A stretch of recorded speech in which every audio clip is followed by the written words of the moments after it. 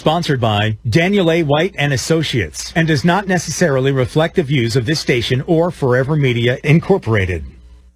Rick Jensen on 1150 AM, 1017 FM, WDEL. Man, over the last couple of years, so much has changed with your retirement accounts, the laws and the rules regarding retirement accounts. So, fortunately, I'm also with the Dan White organization. I mean, I've been a client of theirs for a long, long time. And one of the guys who works there, Andrew Wood, is on the phone right now because he's put together a whole lot of information here for you regarding everything that changed last year, the year before, and what is and is not snapping back. Andrew, thanks for being on. Great to be here, Rick. Thanks for having me. Yeah, so Secure Act, RMD changes, all kind of stuff. Where are we now? Where were we and where are we now? So it's funny. If I were to ask you the question, you think this has been a pretty crazy year, pretty eventful? Yeah. For the most part, right? But when you look at it in our industry, specifically looking at our IRAs and whether it's workplace plans, 401ks, qualified plans, things like that, really this year has been relatively tame compared to what happened over the prior 2 years. I mean, if you think about it, end of 2019, government passed the Secure Act, which changed the retirement landscape for a lot of people. Specifically, you look at RMDs. They pushed back RMDs from 70.5 to 72, and then just a few months later, back March of last year, they actually just suspended RMDs for all of last year, right? So obviously we're coming up on the year end. Very important to make sure that you understand if you are of RMD age, you make sure that you've taken those distributions by the end of this year. I was thinking last year. Got to get them done this year. Yeah, Andrew. By the way, Andrew Wood is with Dan White and Associates, financial planners specializing in retirement income, and I was thinking about that because they are suspending required minimum distributions from retirement accounts. Now, the government doesn't want to do that because they want your money, and that's why they want their tax revenue. Sure. Yeah, and I'm wondering what's going on. So I was wondering maybe they did this because they didn't have enough employees during the lockdowns to actually do all this stuff.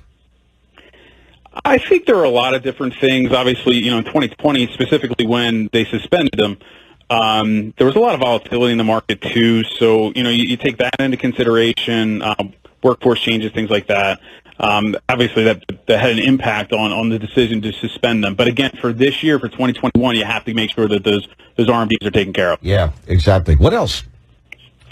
So, this year, things basically went back to normal. RMDs are back in place, so nothing had really changed. There hadn't been one piece of federal legislation that affected any retirement accounts this year, so relatively tame year. One thing to keep in mind and to look forward to next year, the IRS is looking at the life expectancy tables, which are used to calculate the RMDs. They were supposed to be announced by the end of this year. Looks like they're going to be pushing those back, and we will find out more 2022. So that's one of the things that we are keeping on the radar, because that will impact RMDs, the percentage that you need to pull out per year. Well, I'm glad you guys are looking at that. I don't want to. I read these things and study when it comes up as a news item, and you need to understand what you're talking about. But other than that, they're just messing with it so that they can get more money out of you earlier because they're very concerned that you might live too long for them to get the money. Well, interestingly enough, yeah, the percentages that you're supposed to pull out are likely to come down.